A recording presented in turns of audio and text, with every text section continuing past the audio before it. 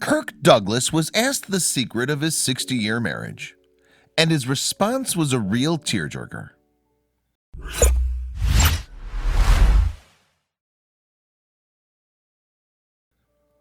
Kirk Douglas was born at a time when fighting raged in the trenches of World War I, and while women didn't even have the right to vote in all American states.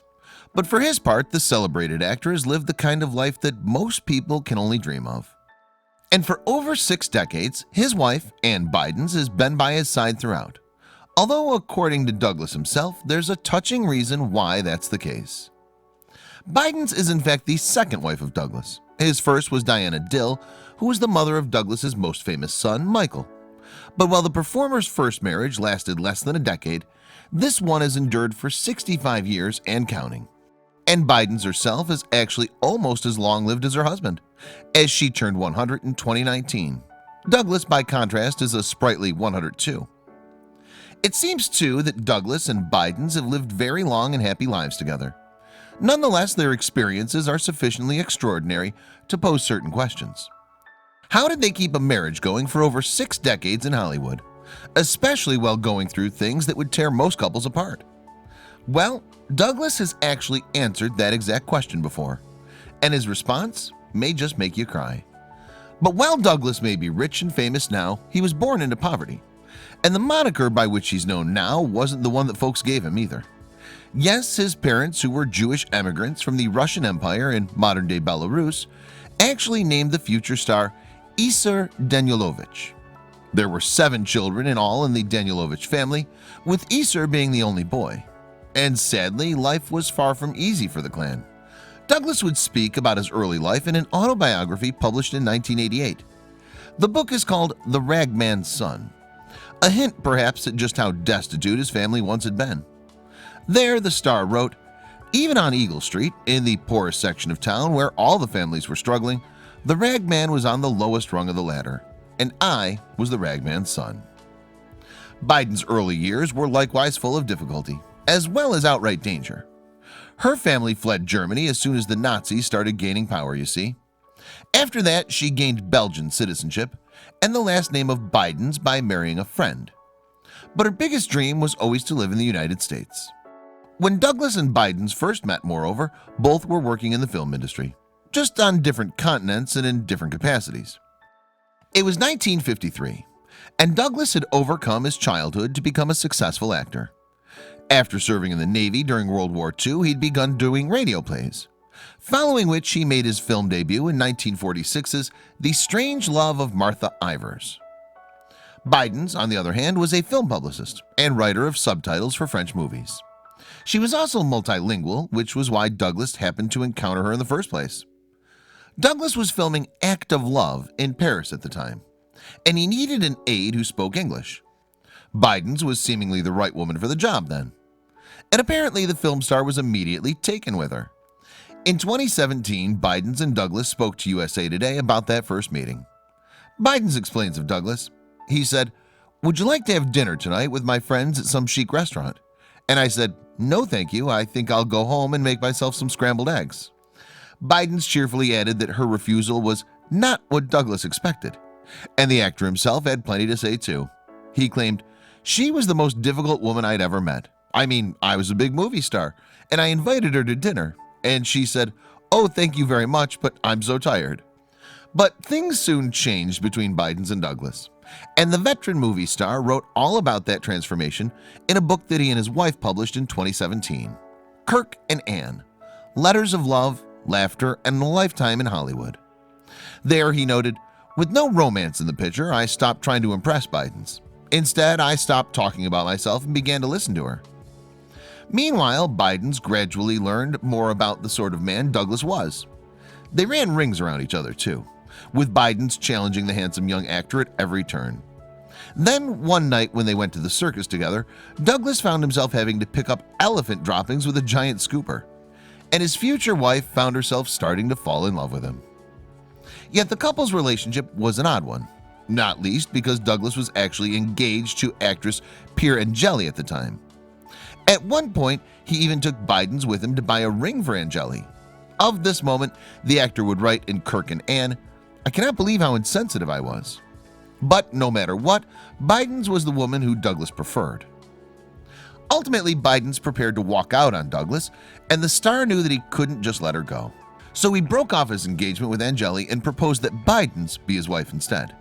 She accepted too, and a few days later they were officially married, although the ceremony was just a small one in Las Vegas. The wedding itself, however, was a rather bumpy affair.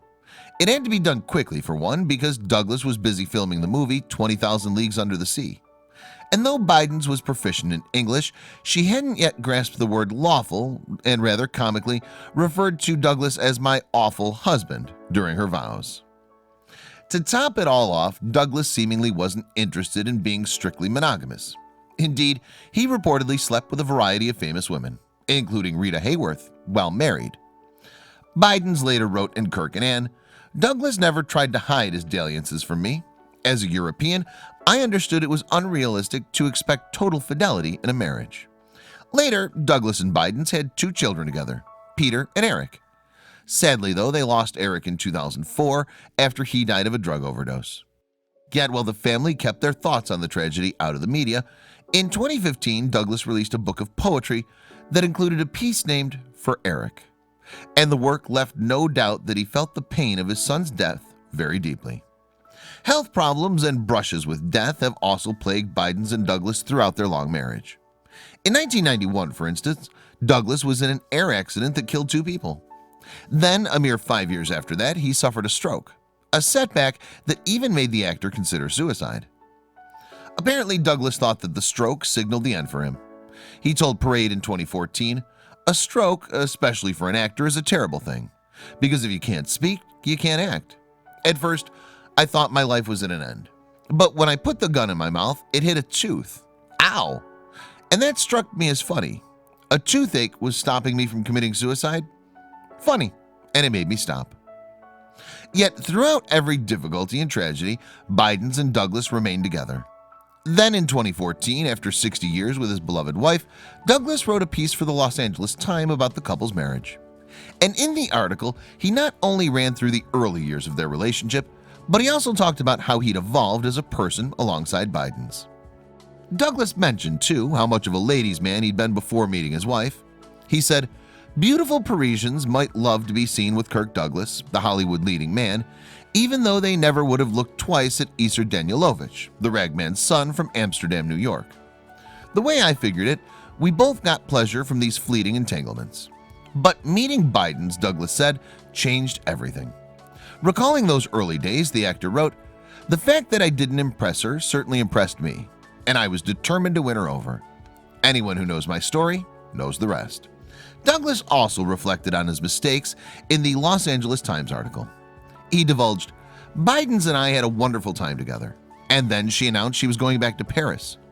I'm not proud that it took me until then to realize how much I didn't want to lose her, and I'm not proud that I put so little thought into our wedding." Indeed, Douglas's description of the wedding suggests that it was hardly the stuff of dreams. He continued, "I left the studio on a Saturday afternoon and picked up Ann, my lawyer, and my publicist, and we flew to Las Vegas. Ann and I joined our lives before a hastily summoned justice of the peace. I was eager to get the vows over with so I could take everyone to my pal Frank Sinatra show at the Desert Inn." Douglas mused, "I don't know why Ann stuck with me through those early decades. If anyone I worked with was still alive, they will attest that I wasn't Mr. Popularity. I had a lot of anger matched by a lot of arrogance. Some people put up with me, I think simply because I had such a wonderful wife." And Douglas talked about all the philanthropic endeavors in which he and his beloved wife had engaged.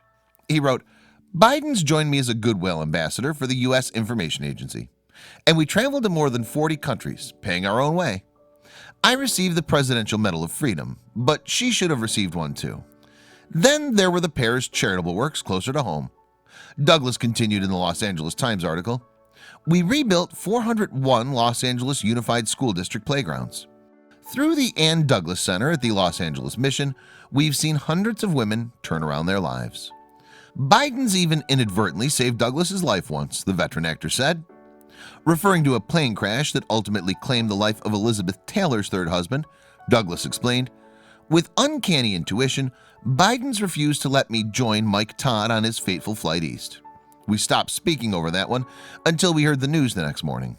Elizabeth Taylor became a widow, but not Buydens. And there was more. Douglas wrote of Buydens, "When I had my stroke, she drove me to the hospital like a Formula One racer. And when I wallowed in self-pity because of my impaired speech, she made me get up and work with a speech therapist. To this day, I write her love poems. To this day, she continues to give me tough love." It turned out, too, that the actor had regretted never having had a big wedding. In 2004, then, he finally arranged a much more splendid event.